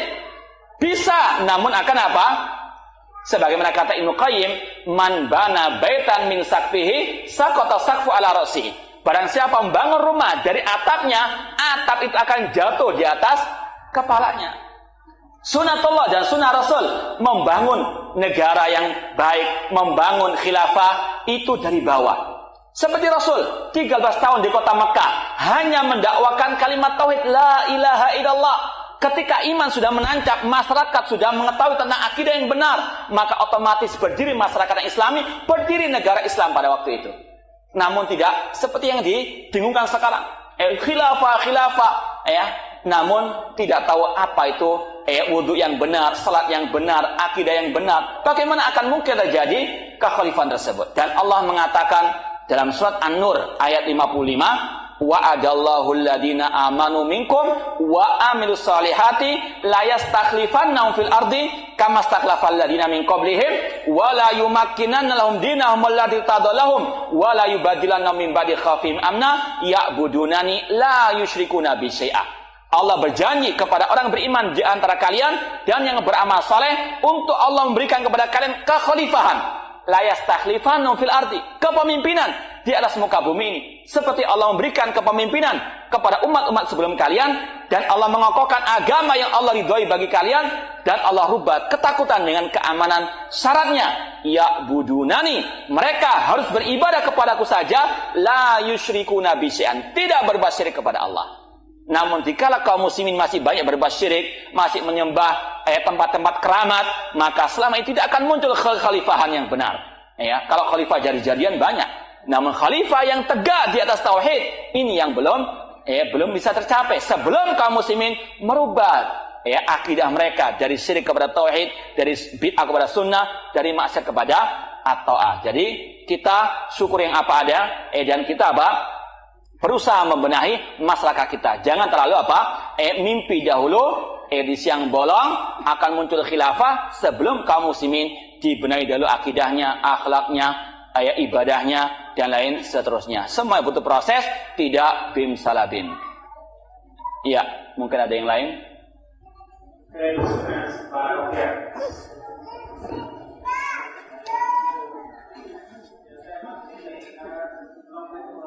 Waalaikumsalam warahmatullahi wabarakatuh.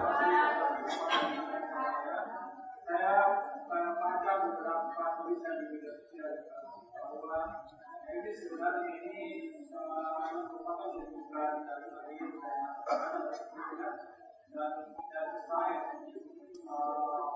Kalau kita hubungkan dengan apa yang paling berarti tentang bagaimana strategi untuk menentukan suatu negara ini lembaga menggunakan pihak ketiga. Ya. Suatu negara dan memang mungkin tidak sejarahnya kan memang banyak sejarah bersama.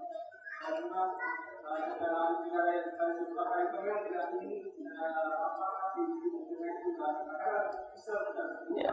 Kemudian kita terjatuh dengan kondisi kan semua negara Islam kita sekarang ini kita direpotkan dengan isi kita tenang-tenang di sini ya sebenarnya kita kan cuma ada isi kita kayak kita perlu pembahasan soal sebenarnya tidak ini ini bahkan mungkin gimana harapannya ya terima kasih ya terima kasih atas informasinya dan juga pertanyaannya. Tidak menutup kemungkinan, para ulama mengatakan tidak menutup kemungkinan kalau ISIS merupakan buatan orang-orang kafir, baik dari Yahudi di Amerika ataupun dari Palestina.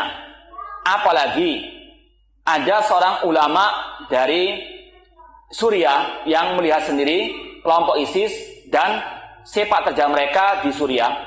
Mereka ini muncul ketika kaum muslimin mau merdeka dari penjajahan kelompok Syiah An-Nusairiyah. Ini salah satu yang perlu untuk kita pahami bersama. Seperti yang kita sampaikan tadi, akidahnya Syiah dengan berbagai sektenya itu bukan hanya bahaya masalah akidah, namun juga bahaya bagi negara, terutama bagi NKRI kita. Mereka selalu ingin untuk menguasai negara. Di antaranya Suriah. Ketika mereka sudah berkuasa, mereka akan menumpahkan darah kaum muslimin. Ya, selama hampir 4 tahun, 3 tahun lebih, kaum muslimin sudah menjadi korban kelompok sekte Syiah Nusairiyah. Sudah hampir ratusan ribu, mungkin sekarang sudah 400 ribu atau lebih. Lebih banyak daripada korbannya orang Yahudi di Palestina. Ya.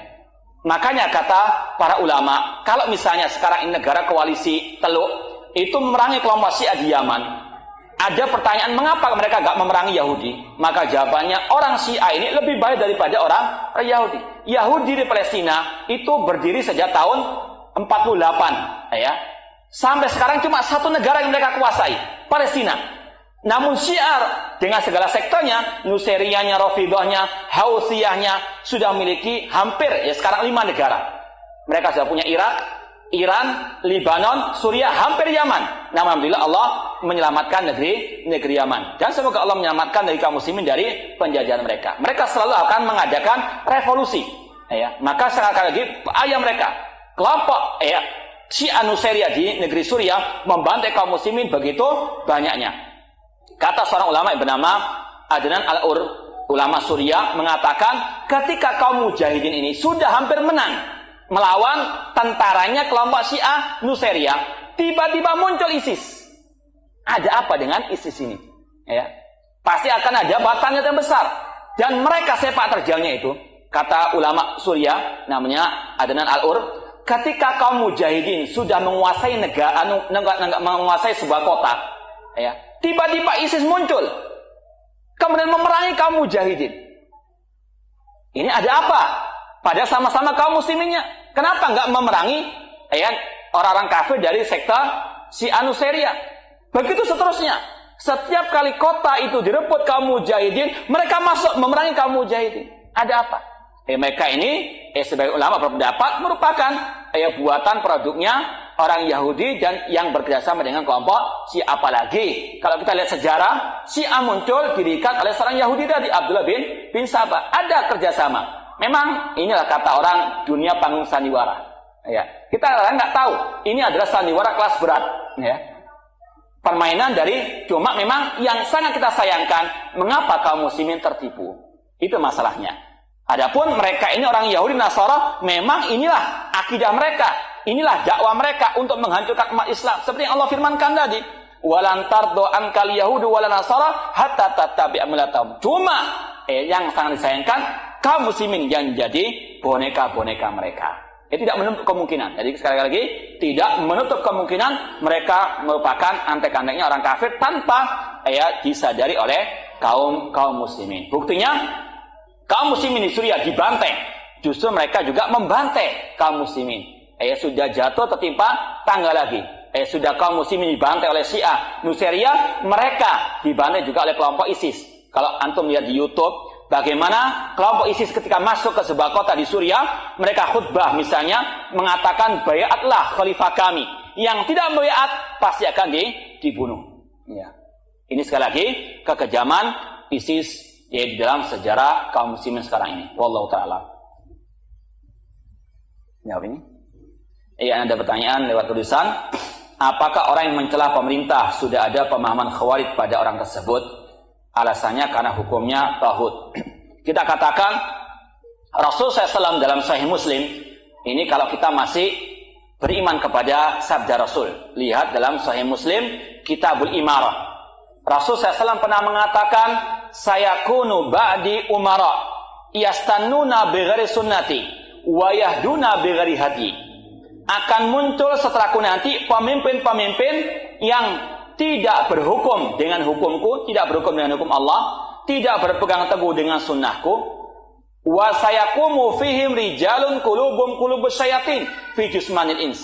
Dan akan muncul di tengah-tengah pemimpin tersebut pemimpin-pemimpin yang berhati setan dalam jasad manusia. Pemimpin yang dolim, yang kejam, yang tidak berhukum dengan hukum Islam. Kemudian seorang sahabat yang bernama Hudzaifah bin Yaman berkata, "Fa kaifa asna in adraktu dzalika ya Rasulullah?" Ya Rasulullah, apa sikapku jika aku mendapati pemimpin yang tidak berhukum dengan hukum Allah, tidak berhukum dengan hukum Islam, tidak memegang sunnahmu, dan dia itu zalim, kejam, keji, mungkin korupsi, nepotisme, KKN. Ya. Apa jawaban Rasul? Apakah disuruh menumpahkan darahnya, disuruh mengkudeta, mendemo? Jawaban Rasul tidak. Rasul mengatakan, tasma' wa tuti', tetap engkau mendengar dan taati perintahnya yang ma'ruf. Wa in duriba dhahruka wa ukhidha maluka. Meskipun diambil hartamu, dipukul punggungmu, isma' wa ati', tetap engkau mendengar dan taat kepadanya. Hadis riwayat Muslim. Ini hadis yang hampir, kalau kita mau sensus sekarang ini, siapa yang pernah mendengar hadis ini? Angkat tangan. Sebelum saya sampaikan tadi, siapa yang pernah mendengar hadis ini? Sebelumnya, angkat tangan. Padahal dalam Sahih Muslim, hadis yang sudah dikenal kesahihannya. Maka inilah kemunduran umat Islam karena mereka tidak mau mempelajari agamanya, mempelajari Rasulullah SAW. Padahal jelas bagaimana sikap kita kalau mendapati pemimpin yang zalim, yang tidak berhukum dengan Allah. Jawabannya satu, tetap kita mendengar dan taat dalam perintahnya yang ma'ruf. Karena apa? Inilah akan terjadi persatuan umat. Kita bisa bayangkan, sungguh indahnya jika pemimpin, umara wal ulama bersatu, rakyat mendukung mereka, sungguh besar negara kita ini. Namun inilah yang tidak diinginkan oleh negara-negara kafir. Ingin Indonesia negara yang mundur, Indonesia negara yang penuh dengan kekacauan dan sebagainya. Makanya kita harus sadar, kita ini mau dan selalu akan diperangi oleh orang-orang kafir dengan berbagai macam caranya, meskipun dengan orang-orang kita sendiri. Maka kita harus sadar kembali kepada agama Allah. Di antaranya kita sekali lagi hidup di bawah naungan pemimpin kita. Bagaimanapun keadaan pemimpin kita, selama dia masih Muslim, kita dukung, kita support, dan kita doakan semoga Allah menguatkan mereka dan semoga Allah memberikan hidayah kepada mereka untuk mereka menjadi pemimpin yang adil, menjadi pemimpin yang bisa berhukum dengan hukum yang hak, hukum al-Islam. Namun kalau kita setiap ada presiden, setiap ada pemimpin, kita caci maki, kita celah, bahkan kita demo, kapan Islam akan maju di negeri kita ini? Dan inilah yang diinginkan oleh orang-orang kafir. Maka sekali lagi, terutama bagi para mahasiswi, jangan hanya bermodal semangat, ilmu yang harus kita kedepankan. Imam Bukhari mengatakan, al ilmu qoblal qouli wal amal. Ilmu sebelum kita berucap dan sebelum kita beramal. Wallahu ta'ala alam. Ya, persilakan kepada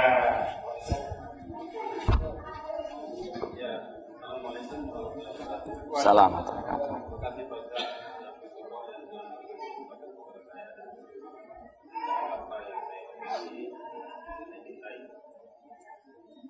Pertanyaan ini sebenarnya dengan tema yang ini adalah bagus sebenarnya.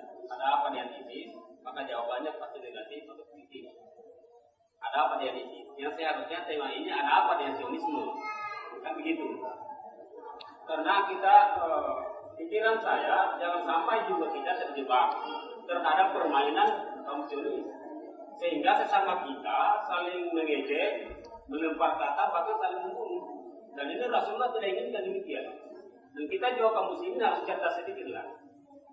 Kenapa saya katakan bahwa di kalangan para ustadz saja sudah banyak mengatakan bahwa terorisme. Zaman Orde Baru dulu kan tidak terorisme. Tapi seorang polisi yang membunuh saudara kita yang baru tersangka, belum jelas tembak mati bukan terorisme, hanya kena aparat. Sehingga ini yang menjadi bahan pemikiran kita.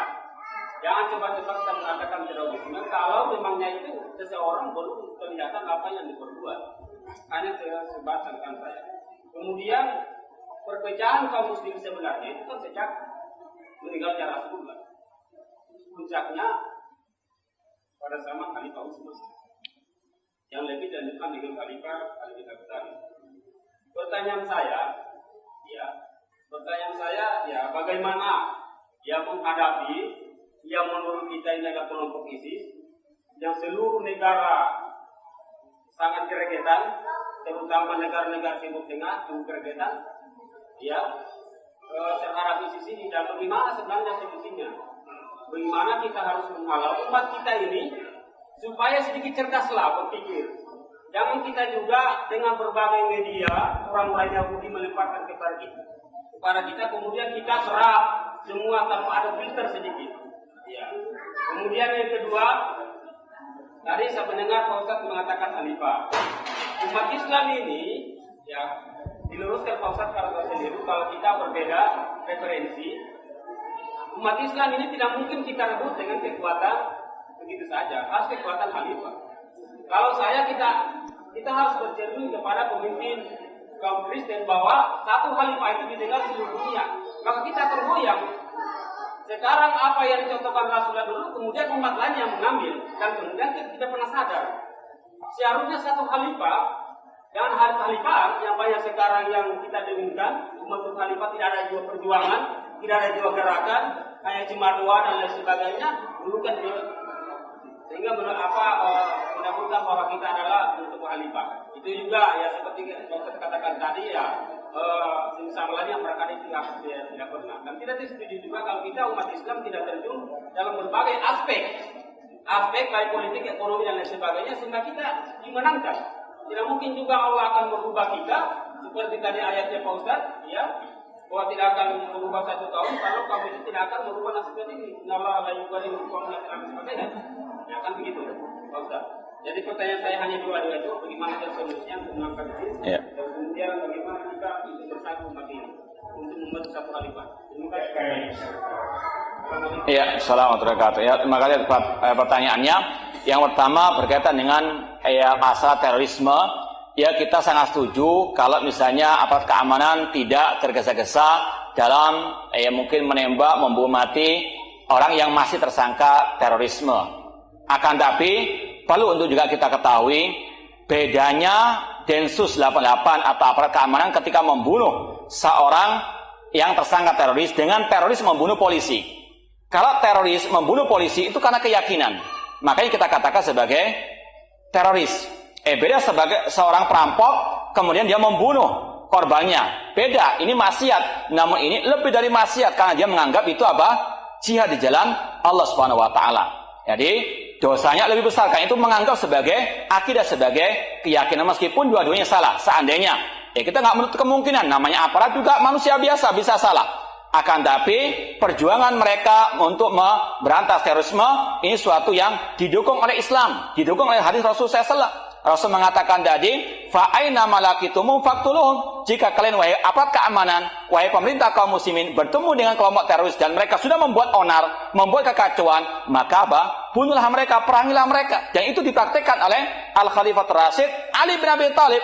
Ketika kelompok Khawarij mau memberontak, beliau perangi habis-habisan.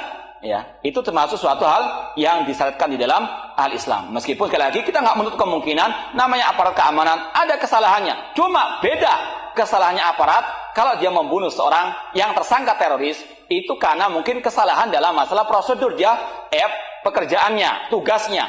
Namun kalau teroris itu memang sudah keyakinannya membunuh aparat keamanan yang tentunya kaum muslim yang selain golongan mereka itu ibadah. Mereka yakin itu adalah kemurtatan yang wajib diperangi, lebih mulia daripada membunuh orang kafir asli.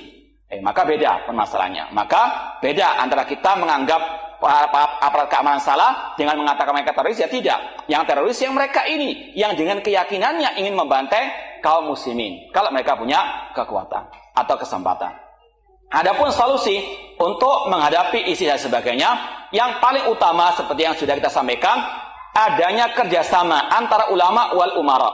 Seperti yang terjadi pada zaman Ali bin Abi Thalib radhiyallahu anhu. Ketika kelompok Khawarij itu muncul, mereka memiliki pangkalan militer.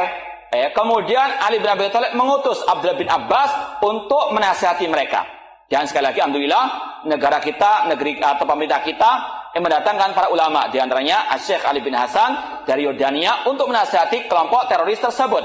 Meskipun mungkin karena kurang maksimal, karena jauhnya beliau dari negeri kita, maka kurang maksimal mungkin perlu untuk diadakan terus menerus. Intinya salah satu yang perlu untuk ditegakkan adanya ta'awun, tolong menolong, gotong royong antara ulama dan umara. Umara punya senjata, punya pasukan, memerangi mereka dengan fisik. Ulama memerangi mereka dengan pencerahan, dengan pemikiran mereka, atau dengan menyebarkan dakwah yang benar. Meskipun sekali lagi itu semuanya tidak akan mungkin simsalabim. 2 hari, 2 hari, 3 hari, sebulan, setahun tidak mungkin bisa selesai karena kelompok Khawarij akan terus muncul, dan kata Rasul, kullama dhahara kuti, setiap mereka muncul terputus. Seperti itu di negeri kita ini. Muncul terputus, muncul terputus. Seperti sinyal HP ya. Muncul kemudian mati lagi, muncul mati lagi. Seperti itulah kelompok teroris. Sepanjang zaman akan demikian. Solusinya harus adanya gotong royong antara ulama wal umara dan juga rakyat kaum muslimin dengan tidak mendukung gerakan-gerakan terorisme tersebut. Adapun masalah kekhalifahan dan sebagainya, kita katakan kekhalifahan itu merupakan idaman orang mukmin mukminah, muslim muslimah. Akan tapi seperti yang kita sampaikan, Rasulullah SAW tidak langsung menegakkan khilafah. Ada proses. Sudahkah proses ini sudah kita lakukan? Dakwah tauhid 13 tahun Rasul di kota Mekah, mengumandangkan qulu la ilaha illallah tuflihu. Sekarang saja kaum muslimin masih bisa dikatakan banyak belum paham apa arti la ilaha illallah yang sebenarnya. Buktinya apa? Banyak berbuat kesyirikan. Maka bagaimana mungkin khilafah akan muncul kalau kaum muslimin masih banyak yang kurang paham tentang akidah mereka yang sebenarnya. Sedangkan Allah berjanji yang akan mendapatkan kekhalifahan yang mereka bertauhid kepada Allah, yang tidak berbuat syirik kepada Allah Subhanahu wa taala. Sudah dulu ya. Ya, saya rasa cukup sekian. Kurang lebihnya saya mohon maaf. Terima kasih perhatiannya. Ya, mungkin terakhir Pak, dari ibu satu. Iya. Satu sudah masuk oleh kami. Persilakan kepada satu yang mewakili ibu-ibu, silakan.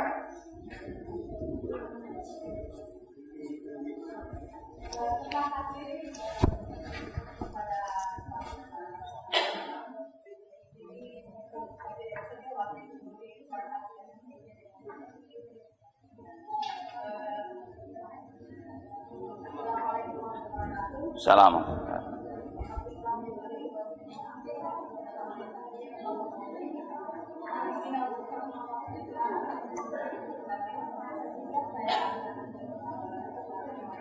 Kurang dengar.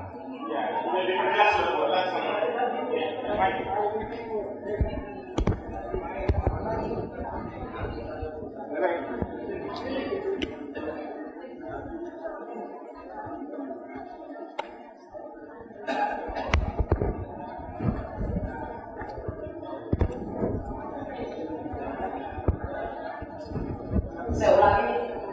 Assalamualaikum warahmatullahi wabarakatuh. Assalamualaikum. Tidak sendirinya kita hanya selalu mempersoalkan kedamaian negara kita yang negara kita umat Islam. Sedangkan umat yang lainnya tidak ada yang kerusuhan. Tapi di sini barangkali apakah itu masalah akidah apa yang telah disampaikan tadi. Di sini kami ibu-ibu melihat bahwa sangat serius dengan perjuangan kita di kalangan Islam, yaitu melawan ISIS tadi, tidak sama dengan negara kita, khususnya Kolaka ini. Mudah-mudahan aman-aman saja.